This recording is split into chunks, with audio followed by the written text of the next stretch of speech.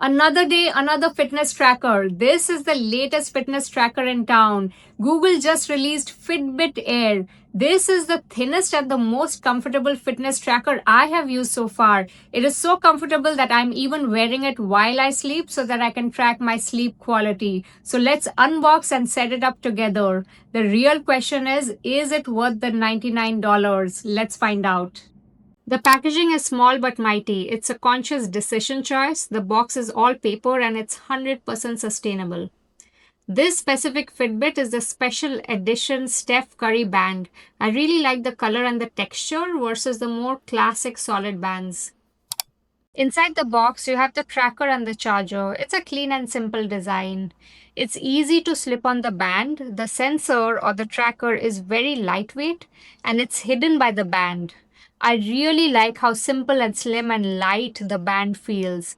And what I really like about this fitness tracker is the comfort. You can wear it and you can forget about it, and it's so important when you're supposed to wear the tracker overnight. Next, I connected the charger to the device and paired it with my phone. It was fairly quick. Next up, I downloaded the Google Health app and it was a quick setup. You can connect other health apps like Apple Health if you want the same data to sync across apps. This is the main screen where you can view all of your metrics. This is a closer look at the dashboard after I wore it for a few days. This is my daily view. I walked around a lot today, so I have 14,000 steps so far. I could log my walks and workout here in the first screen. It also shows me the sleep quality. I slept pretty late last night, which is why it's showing me that I didn't meet my 8-hour sleep goal.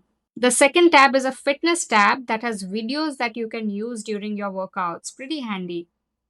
The sleep tab has more sleep quality health insights. And finally, the health tab shows you a list of all your key health metrics like your oxygen levels, heart rate, calories burned, and even your body temperature. I have used multiple fitness devices over time. I have used the older Fitbit models. I have the Aura Ring. I have the Apple smartwatch. I've used the Whoop 5 that was released recently. What really sets this one apart is the comfort and functionality of it. So if you are in the market for a new fitness tracker that's under $100, this might be a good choice for you. Follow for more.